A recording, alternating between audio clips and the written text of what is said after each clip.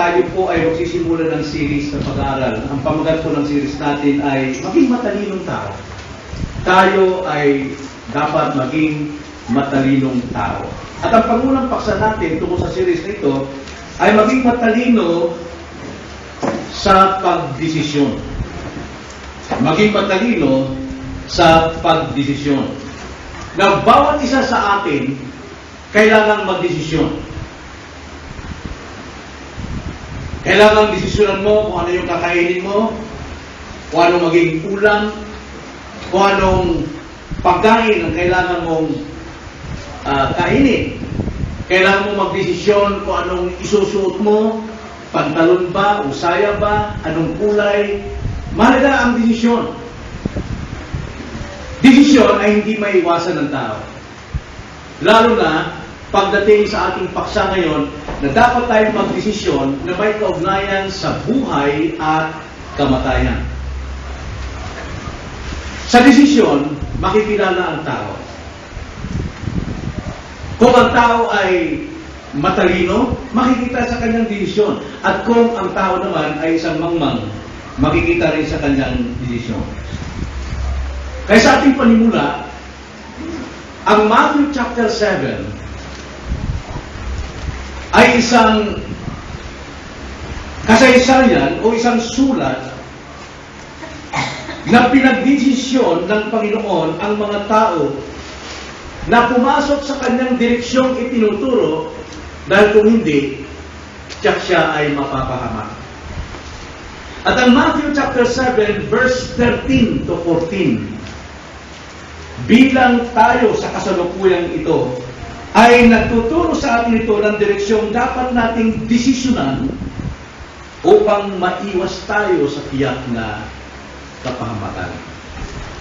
Na bakit kailangan tayong magdesisyon? Basahin natin ang ating banal na kasulatan, Matthew chapter 7, verses 13 to 14. Ganito ang sabi. Pumasok kayo sa makipot na pintuan sapagkat maluwang ang pintuan at malapad ang daang patungo sa kapahamakan. At marami ang pumapasok doon. Sapagkat makipot ang pintuan at masikip ang daang patungo sa buhay. At kakaunti ang nakakatagpo niyon.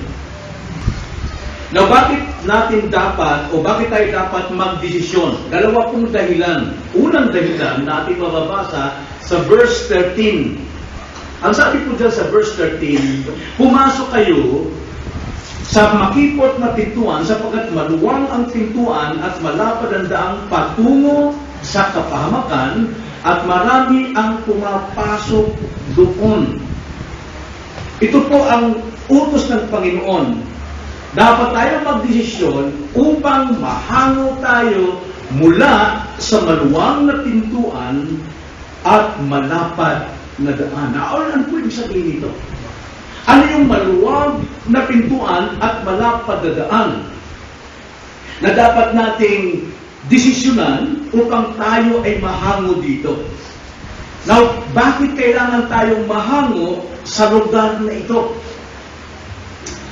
Unang-una, dapat natin malaman na lahat ng tao, lahat tayo na narito ay ipinanganak sa malapad na pintuan at malawak na daan na ito. Ito ang ating kinagisnan. Ito ang ating kinagisnan. Lahat ng tao ay nahulog sa buhay na ito. Lahat tayo nahulog dito. Walang matuwid, wala kahit isa ang sabi sa banal na kasulatan. Lahat kapos sa katuwiran ng Diyos. Ito po yung kinagisnan natin. Actually, hindi po tayo pinapipili ng Diyos dito na pumasok sa isang pintuan, kundi tayo po ay kanyang pinagdidesisyon. Sapagkat ito pong ating kalagayan bilang tao, ay narito na po tayo sa malapad na daan.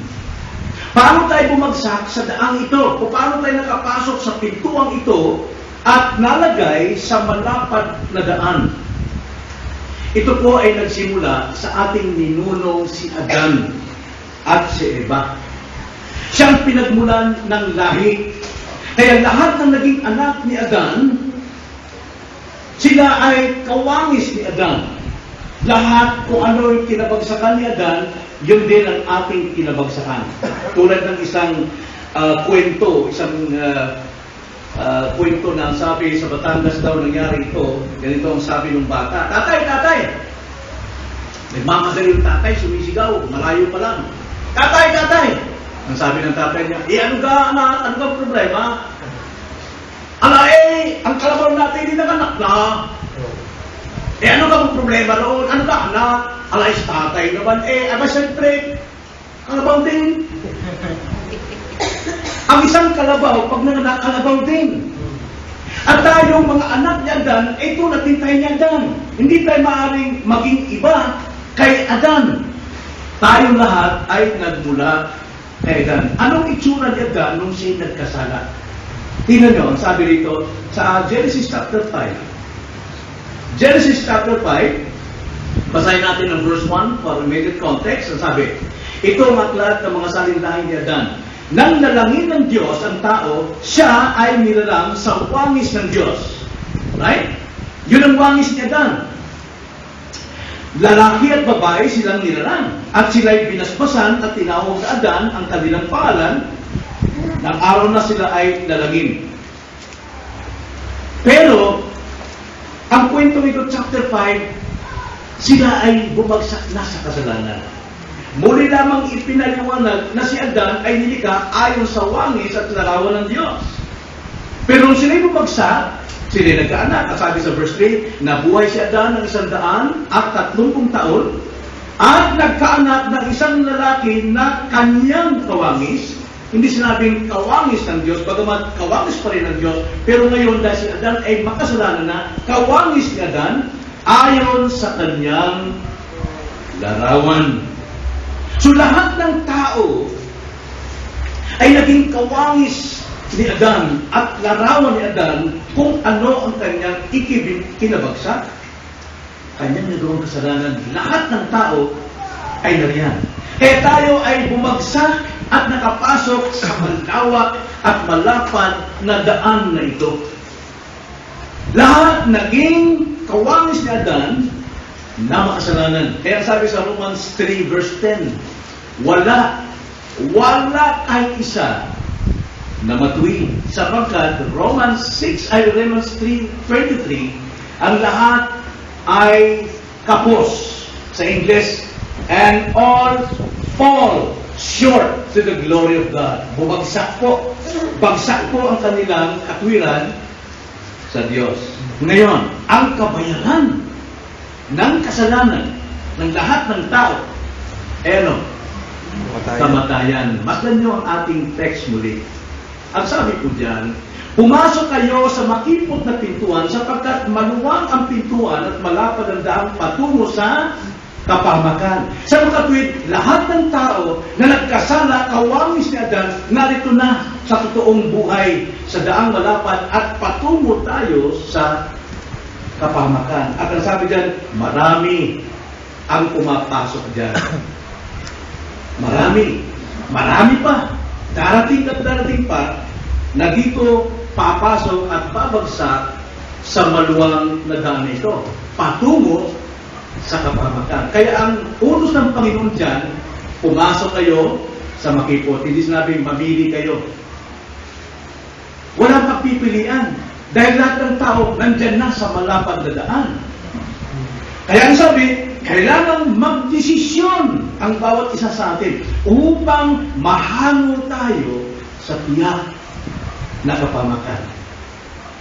Lahat po tayo, lahat ng tao, patungo sa kapahamakan. Itong nilalakaran ng mga tao, tuwang-tuwa sila. At sila'y nagbubunyi sa kanilang buhay. Sinasalubong nila ang kanilang dakilang pag-asa. Pero pati yung kanilang dinadakilang pag-asa, patungo pa rin sa kapahamakan.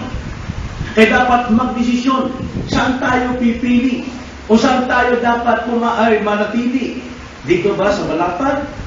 O kailangan magdesisyon tayong pumasok sa isang daan. Kaya nga, magdesisyon tayo upang mahango tayo sa maluwang na pintuan at malapad na daan. At ikalawa, bakit napakahalaga po tayo magdesisyon ngayong gabi? Ikalawa, upang maligtas tayo sa pamamagitan ng makipot na pintuan at masikip na daan. Ito yung kaligtasan ng lahat ng tao naroon sa maluwang na pintuan at malapad na daan. Kailangan nilang pumasok sa makipot na pintuan. Magdesisyon sila, dapat silang mag-iba ng daan sapagkat ang daan ng malawak na ito ay patungo sa kapahamakan. Patungo sa kapahamakan. Kaya sabi ko kanina, wala po tayong nakita rito, pinapipili tayo ng Panginoon. Wala tayong pagpipilian dito, kundi dapat tayong magdesisyong sumampalataya, maniwala sa utos ng Panginoon na sa makipot na daan kayo pumasok upang sa masikip na daan mamuhay. Nakita niyo yung talata natin? Basahin natin ulit. Verse 14. Sapagkat makipot ang pintuan at masikip ang daang patungo sa buhay. Yan po, patungo sa buhay. At kakaunti ang nakakatagpo niyon. Kakaunti ang nakakatagpo. Dahil masarap pong lumakad sa buhay nito. Libre ka, anong gawin mo? Lahat ng bisyo, pwede kang sumamba kung kanino, pwede kang sumunod sa sino mang tao na akala mo ito'y pag-asa, ito'y pag-asa mo na ikaw maligtas at yung kapahamakan. At maraming naniniwala ito, walang kapahamakan. Walang kapahamakan. Gaya noong nagpunta kami sa patay, nangaral ako doon tungkol sa pag-asa ng isang patay na Kristiyano, pagdilat niyang mukha ni Kristo ang kanyang makikita. Pero yung pumalit sa akin, isang ibang relihiyon, at ang sabi, kung maligtas na pala, isining bubuhayin muli. Ba't kailangan pagbuhayin para iligtas muli? Kung nasa impyerno na, bakit bubuhayin pa? At muli, bakit bubuhayin pa para itapo muli sa impyerno? Ang gulo, no? Ligtas na, bubuhayin pa uli para iligtas? Nasa impyerno na, bubuhay uli para itapos sa impyerno. Kasi ang kanilang paniniwala, kapag ang tao namatay, tulog, wala na talaga, tulog siya. Wala siyang pupunta, hindi siya punta sa langit, hindi siya punta sa impyerno. Pero napakalinaw, mismong turo ng Panginoon nito Kristo, na isang taong walang pananampalataya, pagkamatay niya, nandun siya sa impyerno at nagdurusa. At ang sino mang mananampalataya to be absent in the body is to be present with the Lord. Turo ng Panginoon yan. Kaya magagawa nila kung anong gusto nilang gawin sapagkat pag namatay, tulog ka naman eh. Wala ka nang malay eh. Unconscious ka na. Pero alam natin sa Bible, conscious yung mga namatay. Sa Revelation lang, sabi ng mga namatay na sa langit, hanggang kailan kami panghihiganti mo, Panginoon, sa mga gumagawa sa amin ng kasamaan. Eh, conscious eh. At yung nasa impyerno naman, sabi, Amang Abraham! Sabi mo kay Lazaro, isang-usang kanyang dali sa tubig at ilagay sa aking bibig para maabsan na ako ng paghihirap nito. Conscious pa rin. Kaya itong malawak na daan, bahala na kung anong paniniwala mo, ang paniniwala nila lahat papuntang langit. Dahil lahat daw anak ng Diyos. Totoo naman, lahat ng tao anak ng Diyos. Pero hindi lahat ng tao Kristiyano. Sapagkat sa anak ng Diyos, sa likha, paglikha, may Muslim, may Iglesia ni Cristo, may Jehovah, hindi naman Kristiyano. Ikaw, naniniwala kang anak ka ng Diyos, kaya okay lang sa'yo. Pero tanong ko, Kristiyano ka ba? Paano maging Kristiyano? Kailangan tanggapin niya si Kristo, sumampalataya ni Kristo, manaan kay Kristo, paniwalaan si Kristo, paniwalaan kamatayan ni Kristo, para ikaw maging Kristiyano. Kaya sabi nito Panginoon, pumasok kayo sa makipot na pintuan. Pinagdesisyon tayo ng Panginoon dito at hindi tayo pinapapili. Ano pagpipiliin mo kung doon ka na sa isang banda? Kailangan lang mag-desisyon ka na umalis ka dyan, na lumipot ka dyan. Ito ang mabuting balita ng Panginoon. Pag sinabing pumasok kayo sa pinto, ibig sabihin pagsisihan ninyo ang inyong mga kasalanan nang sa ganon nakakapasok kayo sa makipot na pintuan. Ito yung unang mensahe ni Juan Bautista. Nung pumasok si Juan Bautista rito, nangaral siya ng pagsisisi sa lahat ng tao. At ang tanda ng pagsisisi, kailan magpabautismo sila sa tubig. Bilang paghahanda, nagdarating na si Kristo. Darating na ang Panginoon. Siya yung makipot na daan. Si Kristo. Siya yung daan. Walang ibang daan maliban kay Kristo. Ito ang mensahe ni Juan Bautista, magsisi. Ito rin ang mensahe ng Panginoon, pagsisisi. Matthew 4:17. At ito rin ang pinapangalan ng mga apostol. Magsisi kayo. At kayo ay patatawarin. Una kay Juan Bautista, pagkatapos kay Kristo, ngayon sa Malagan, sa Acts 2:38, sinabi sa kanila ni Pedro, magsisi kayo at magpabautismo ang bawat isa sa inyo sa pangalan ni Jesus Kristo upang mapatawad ang inyong mga kasalanan at tanggapin ninyo ang kaloob ng Espiritu Santo. At ito rin ay initubos ngayon sa lahat ng tao. Lahat ng mga mananampalataya, lahat ng preacher ngayon na nakasulat sa Biblia ang kanilang ipinapangaral. Tingnan niyo ang sabi sa Mark 16:15. Ito yung utos ng Panginoon, hindi lamang sa mga alagad, kundi sa lahat ng mga alagad sa ating panahon. Ang sabi ng Panginoon, sinabi niya sa kanila, humayo kayo sa buong sanlibutan at inyong ipangaral ang Ebanghelyo sa lahat ng nilikha. Ano po yung Ebanghelyo tinuro ng Panginoon din sa ating text? Yung malapad na daan patungo sa kapahamakan, pero mayroong good news, Ebanghelyo. Ano yung tinuro ng Panginoon? Pumasok kayo sa makipot na pintuan. That's the good news. At yung makipot na daan niyo, bakit sabi makipot? Kasi kailangan magsisi ka ng iyong kasalanan. Kailangan maglinis ka ng iyong kasalanan sa pintuan. May ilalarawan natin ito ayon doon sa tradisyon. Nasa pintuan doon ng Jerusalem. May pintuan doon na ang laki lamang ay kasing baba lang, mababa pa sa tao. Mababa pa sa tao at makitid. At bawat papasok sa Jerusalem, ang sabi nila, nakakamedyo. Yung camel, hindi pwede magkasya ron. Makantag yung camel eh. Pero ang ginagawa nila, yung camel dapat dumuhod. Bababa yung pasahero, alisin yung kargamento para yung camel makakapasok sa pintuang makipot. Hindi pwedeng pumasok yung kamelyo na nakatayo siya, may habang siya. At hindi rin pwedeng makapasok yung kamelyo kung may karga siya, kailangan siyang hubaran. Ganon din tayo. Makipot ang daan sapagkat kailangan hubaran tayo sa ating mga kasalanan. Hubaran tayo sa ating mga ugaling na mapagmataas. Kailangan dito ang magpakumbaba. Ito ang tanging paraan para makapasok sa makipot na pintuan. Kaya tinawag makipot eh. Dahil hindi lahat nakakatagpo nito. Hindi lahat hanggang bumaba kay Jesus Christ. Ngayon lang, mga kapatid, kung nababasa ninyo, yung pinakamataas na tao sa mundong ito, sa relihiyon, na nagtuturo ng Ebanghelyo, pero ang tinuturo, hindi na si Kristo ang tagapagligtas. Hindi na si Kristo ang daan ng kaligtasan. Kundi, sino? Kay Maria. Hindi po yung Ebanghelyo. Si Maria po ay nasa malawak na daan. Kaya nga sabi ni Pablo, si Pablo mismo, na sinasamba, ginagawang santo. So actually, say talaga si Paul. Pero, niluluhuran, sinisindihan ng kandila. Pero hindi, ayaw ni Pablo kung nabubuhay na yun. Halimbawa, kung si Pablo ngayon iskatrong yun at lumuhod ka doon, kung buhay na yun, sisipahin ka doon dahil si Pablo hindi nagpapasamba.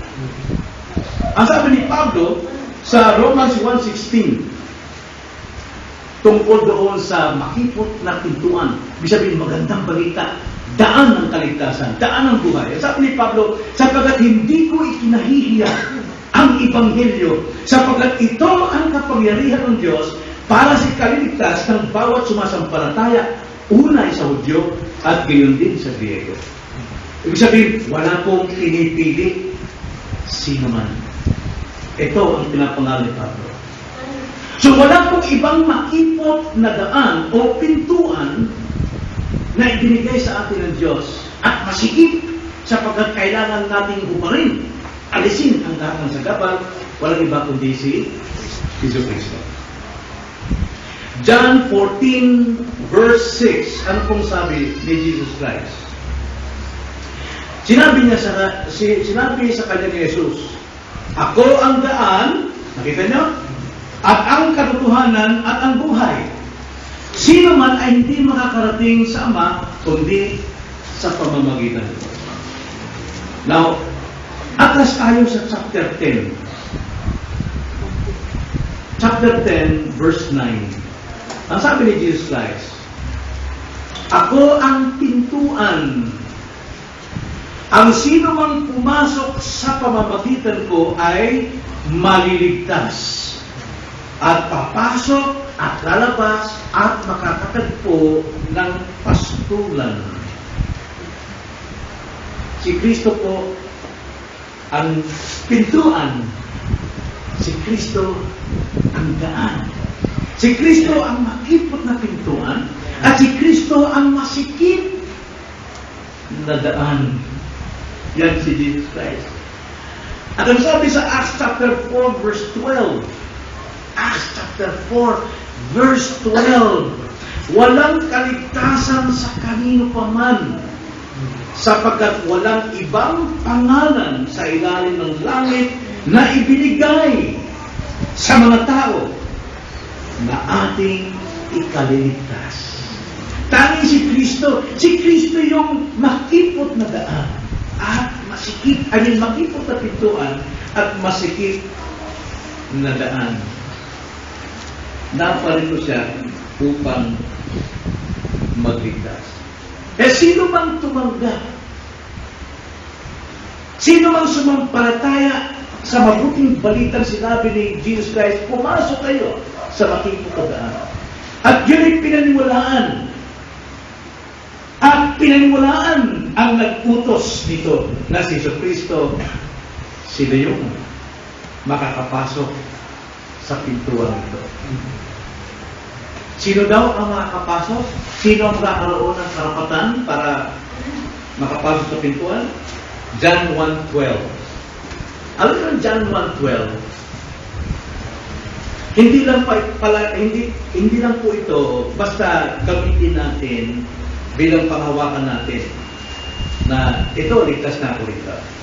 Ito ang sabi, subalit ang lahat ng tumanggap sa Kanya na sumasampalataya dahil si Kristo ay nagtuturo ng mabuting balita. Sa Kanyang pangalan ay Kanyang pinagkalooban sila ng karapatan na maging mga Kristiyano. Maging anak ng Diyos. Pero hindi basta-basta yun. Sapagkat lahat ng taong nasa malapad na daan, mababasa natin sa verse 11. Bakit? Kaunti lang. Sapagkat sabi sa verse 11, siya'y naparito sa kanyang sariling tahanan at siya'y hindi tinanggap ng kanyang sariling bayan. Hindi lahat ay tumatanggap kay Kristo. Hindi lahat naniniwala sa balita ni Kristo na may pintong masikip na pwedeng pasukan upang lumakad sa daan tungo sa buhay. Hindi lahat. Sapagkat hindi lahat ay sumampalataya sa Kanya. Pero bakit mayroong nakapasok? Sapagkat sila ay, Verse 13 ang sagot. Bakit mayroong pong sumampalataya at tumanggap kay Kristo? Bakit? Ang sabi sa 13, sapagkat ipinanganak sila hindi sa dugo, hindi sa kalooban ng laman o sa kalooban ng tao, kundi ng Diyos. Ibig sabihin, kaya pala sila sumampalataya, sila ay ipinanganak na muli mula sa Diyos. Mula sa Diyos. Yun ang magandang balita. Kaya nga, yung mga taong ipinapanganak na muli dahil sa kanilang pakikinig ng Ebanghelyo, sila yung sasampalataya sa pangalan ni Kristo na may pinto. na inyong pasukan upang mawala kayo roon sa daan ng kapamakan at kayo lalakad sa daang makitid tungo sa buhay. Mayroong kapanganakan muli. Tulad ng nangyari kay Lydia. Nalala si Lydia? Si Lydia isang relihiyoso. Kung sa pagka-relihiyoso lamang, talo ang Pilipino dito sa pagka-relihiyoso ni Lydia. Pero, palagi ko, talo din si Lydia dito kung sa pagsamba sa santo. Dahil dito, dinideclare nilang santo itong kanilang sinasamba. Dahil sinasabi nila, pag ako'y nalapit kay santo nila, nahuhugasan ako sa aking mga kasalanan. Eh, sigurado, hindi ganun si Lydia. Si Lydia ay isang mapagalaling babae, matulungin. A very religious woman.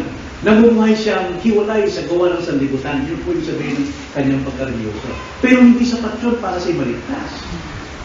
Kailangan siya makarinig ng magandang balita, tulad ng balita ni Jesus Cristo. Pumasok kayo sa pinto na makitid. Sa ibang paraan, ito yung Ebanghelyo. Magandang balita. Kaya noong siya makarinig ng pangangaral ni Apostol Pablo, ano nangyari?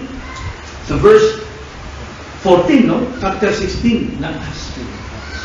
At nakinig sa amin ang isang babae ng pangalan ay Lydia, na sumasamba sa Diyos. Hindi sa Diyos-Diyosan. Sumasamba sa Diyos. Ang sabi, siya'y mula sa lungsod ng Tiatira at isang mga ngalakal ng matelang kulay ulit. Binuksan ng Panginoon ang kanyang puso. Ano ba sabihin nun? Binasa ka natin sa John 1:13. Pinanganak mula sa Diyos.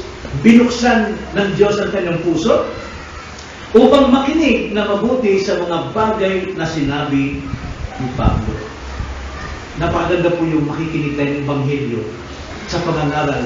Dahil sigurado, kapag ka may pangangaral, mayroong tiyak bubuksan ng puso ng mga tagapakinig. At mapapansin natin kapag nabuksan na yan, katulad ng nangyari dito sa mga Acts din, chapter 13, tingnan nyo mga tao nung marinig nila ang Ebanghelyo. Anong sabi ng mga tao? Acts 13:48. Ganito ang sabi. Nang mahinig ito ng mga hintil, nagalap sila at tinuwalhati ang salita ng Diyos. Dalawang bagay na kita natin sa mga taong binubuksan ng puso. Si Lydia ay talagang sumampalataya. Pero itong tao ito, ang sabi dyan, nung marinig na lang Ebanghelyo, nagalak sila. At hindi na nadala, ninuwalhati pa ang salita ng Diyos. Hindi si Santo Niño, kundi salita ng Diyos ang ninuwalhati. Wow! Yung pala yung salita ng Diyos, yung pala ang dapat kong panghawakan. Ibig sabihin, nakatanggap sila ng panampalataya. At dahil ninuwalhati nila ng Diyos, sigurado may panampalataya. At sabi, at sumampalataya ang lahat ng mga tinalaga sa buhay na walang hanggan.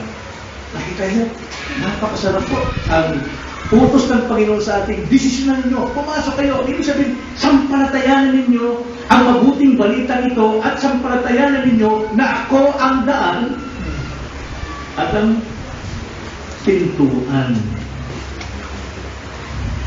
Dahil sa kanilang pagkakinig, nagkaroon sila ng panampalataya. Tanong natin, bakit makikot na naman ang pintuan at masikip ang daan? Gaya ng ating kanina sinabi, kailan hubaran tayo sa ating pride?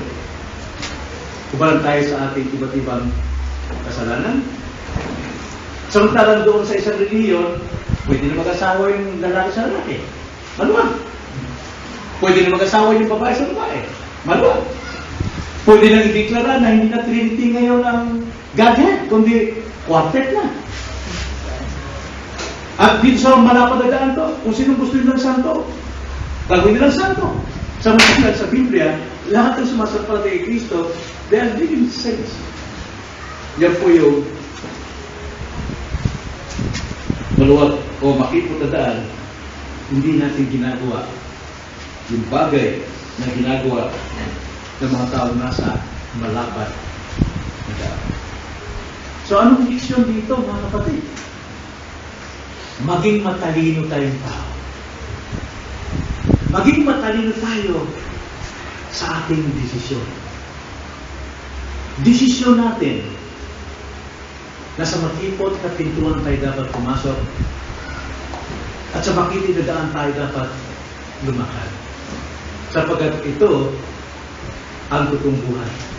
Kailangan mo magdesisyon, maging matalino ka, kaibigan, dahil sa kasalukuyan naglalakad ka na sa malapad na daan.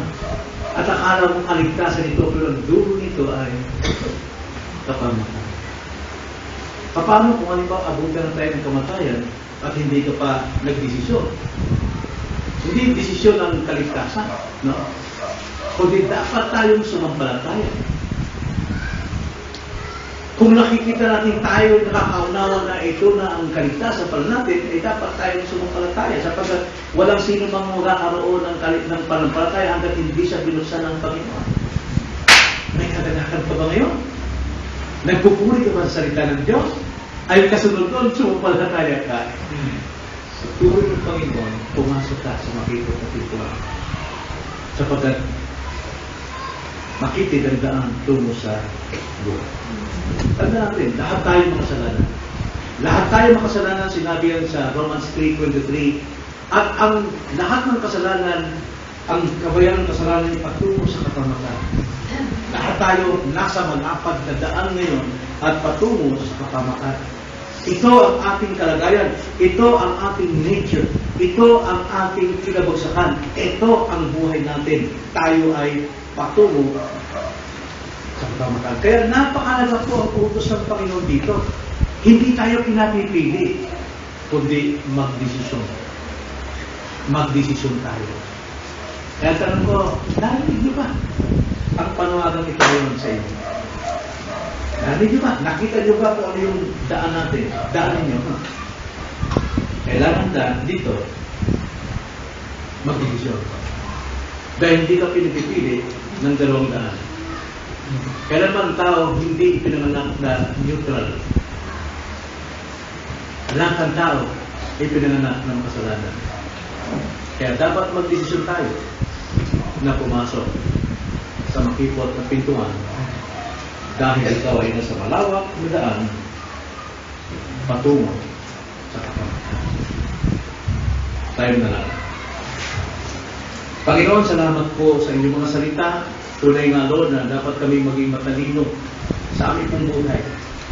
Sapagkat sinasabi ng inyong sulatan sa Romans chapter 1 verse 18 hanggang 20, marami pong matatalino, pero sa kanila pong katalinuhan, hindi na tinikilala ang totoong Diyos, kundi sila ay naging mga mangmang. They profess to be wise, but become fools. Kaya Lord, huwag niyong hayaan na kami po ay maging mangmang. Sapagkat napakaliwanag po ng inyong panawagan. Napakadali po, Panginoon, ang inyong pong paraang kami magdesisyon.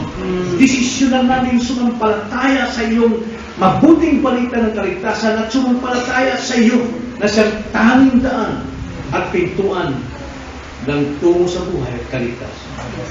Maraming salamat po. Ito ang aming dalangin sa pangalan ng Panginoon Yesus. Amen.